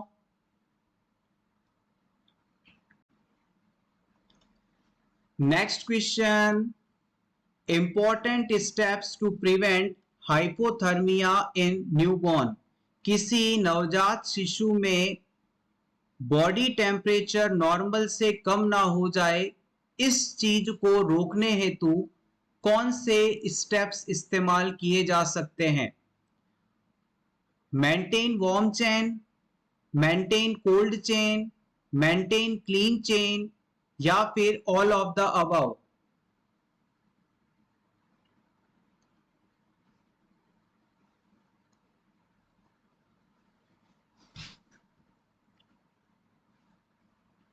Yes, आपका गैस बिल्कुल परफेक्ट है। Option A correct, maintain warm chain. मान लीजिए ये कोई बेबी है, न्यूबॉर्न बेबी है, इसे आपने क्राइब के अंदर लेटाया है, झूले या पालने के अंदर डिलीवरी के बाद लेटाया है। अब इस बच्चे की जो बॉडी सरफेस है, पालने के अंदर जो जो भी बेडशीट आदि रखी है, इसके संपर्क में आ रहा है, तो यहां पर कंडक्शन के थ्रू हीट लॉस हो रहा है। बच्चा बिस्तर के संपर्क में है, बेडशीट और बेड के संपर्क में है, तो इससे जो हीट लॉस हो रहा है उसे आप कंडक्शन हीट लॉस कहेंगे। अब इस बच्चे के रूम में फैन ऑन है और जो एयर है इस बच्चे के बॉडी को टच करते हुए बाहर जा रही है, तो इस मेथड से हो रहे हीट लॉस को आप कन्वेक्शन मेथड के नाम से जानते हैं। इसके बाद बच्चे की शरीर पर सब्सटेंस है जो बॉडी की हीट को एब्जॉर्ब करके गैस में कन्वर्ट हो रहा है, इससे आप इवोपोरेशन के नाम से जानते हैं, यानी वाष्पीकरण कहते हैं। इससे भी हीट लॉस हो रहा है और बच्चे की बॉडी से रेडिएशन के रूप में सभी तरफ से हीट लॉस हो रहा है। तो ये चौथा radiation heat through loss method हो गया। तो अब जन्म के बाद इस बच्चे में रेडिएशन, कॉन्वेक्शन, इवोपरेशन, कंडक्शन सभी मेथड्स के द्वारा लगातार बॉडी से हीट लॉस हो रही होती है। इस सिचुएशन को अगर लगातार होने दिया जाए तो बच्चे का बॉडी टेम्परेचर इतना कम हो जाएगा कि बच्चा हाइपोथर्मिया और फिर डेथ भी हो सकती है। तो इस सभी चीज को प्रिवेंट करने के लिए जैसे ही बच्चे की डिलीवरी होती है उसे हम क्लीन करने के बाद किसी क्लीन क्लोथ से कवर कर देते हैं, ताकि उसमें कम से कम हीट लॉस हो। और हीट लॉस को कम करने के लिए जो मेन टेक्निक इस्तेमाल की जाती है प्रोफेशनली, उसे हम वार्म चेन को मेंटेन करना कहते हैं। और इस वार्म चेन के बारे में ये सभी पॉइंट्स इंपॉर्टेंट हैं जो कि आपको जानना जरूरी है और एज अ नर्स आपको जानने भी चाहिए। वार्म चेन एक प्रोसेस है जो कि जन्म के बाद न्यूबॉर्न बेबीज में हीट लॉस को कम करने के लिए इस्तेमाल किया जाता है। इसमें कुल 10 स्टेप्स होते हैं। कौन कौन से स्टेप्स हैं आइए जान लेते हैं। सबसे पहले जो डिलीवरी रूम है उसका टेम्परेचर वार्म होना चाहिए। उसके बाद बच्चे को डिलीवरी के बाद तुरंत ड्राई करना चाहिए, यानी उसकी बॉडी को क्लीन करना चाहिए, उस पर किसी भी प्रकार का लिक्विड आदि मौजूद नहीं होना चाहिए। इसके बाद बेबी को स्किन टू स्किन कांटेक्ट देना चाहिए, यानी मदर के पास इसे रखना चाहिए। इसके बाद जितना जल्दी हो सके ब्रेस्ट फीडिंग शुरू करवा देनी चाहिए। ऐसा कहा जाता है कि जन्म के लगभग 30 मिनट के अंदर बच्चे को ब्रेस्ट फीडिंग शुरू करवा देना चाहिए, अगर बच्चे और मां में किसी भी प्रकार का कॉम्प्लिकेशन नहीं है तो। इसके बाद बच्चे को बाथिंग और वेगिंग पोस्टपोन करनी चाहिए, पहले उसमें हीट लॉस ना हो इस चीज को प्रिवेंट करना है, बाकी काम बाद में। उसके बाद बच्चे को एप्रोप्रिएट क्लोथिंग और बेडिंग देनी है, यानी बच्चे को सही कपड़े और सही बिस्तर अवेलेबल करवाना है। बच्चे और मदर को साथ रखना है ताकि हीट लॉस भी कम हो और बच्चे और मदर के बीच में बॉन्डिंग स्ट्रांग हो सके। इसके बाद मदर और बेबी को वार्म ट्रांसपोर्ट देना है, यानी कि उसे खुले में एक जगह से दूसरे जगह, एक वार्ड से दूसरे वार्ड में शिफ्ट नहीं करना है, उसे प्रॉपरली वार्म चेन मेंटेन करते हुए ट्रांसपोर्ट करना है। अगर रिसस्टिटेशन की आवश्यकता हो तो वार्म सिचुएशन के साथ रिसस्टिटेट किया जाए, वार्म रिसस्टिटेशन किया जाए। इसके बाद ट्रेनिंग और अवेयरनेस को अराइज करना चाहिए सभी हेल्थ स्टाफ्स के लिए। Take screenshot for your revision.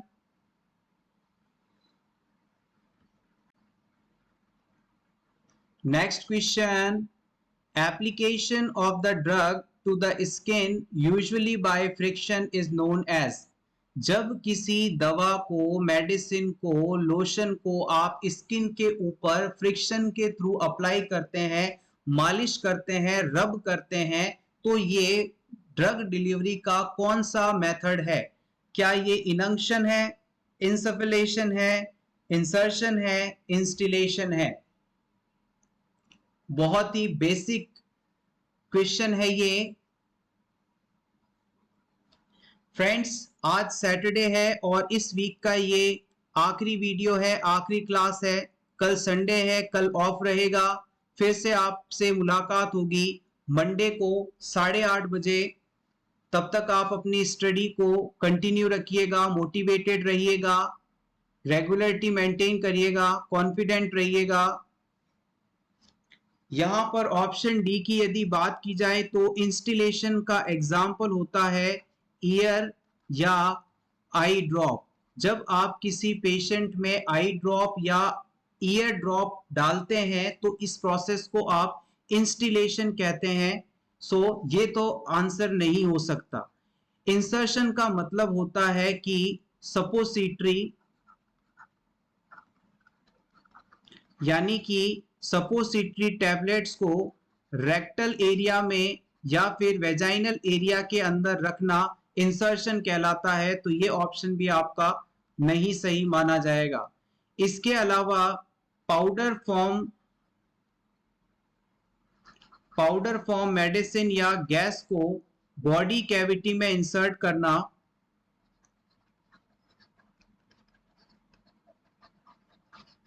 Insufflation कहलाता है। अभी हमने एग्जाम्पल पढ़ा था लेप्रोस्कोपी प्रोसीजर के अंदर CO2 को एब्डोमेन एरिया में डालकर सर्जरी परफॉर्म की जाती है, तो वो इंसफलेशन का उदाहरण है। इसके अलावा कई मेडिसिन, कई एंटीबायोटिक मेडिसिन पाउडर फॉर्म में आती हैं, उन्हें बॉडी कैविटी में इंसर्ट करना, जैसे कि मान लीजिए ईयर के अंदर कोई एंटीबायोटिक डालनी है जो कि पाउडर्ड फॉर्म में है, तो उसे आप, इस प्रोसेस को आप इंसफलेशन के नाम से जानते हैं। फाइनली आपके पास एक ही ऑप्शन बचता है, वो है ऑप्शन ए, इनंक्शन। जब किसी मरहम को या किसी ट्यूब को या किसी मेडिसिन को आप स्किन के ऊपर मालिश करते हुए लगाते हैं, फ्रिक्शन के थ्रू अप्लाई करते हैं, तो ये प्रोसेस इनंक्शन कहलाता है। Method of drug application with the help of friction upon the skin is called inunction.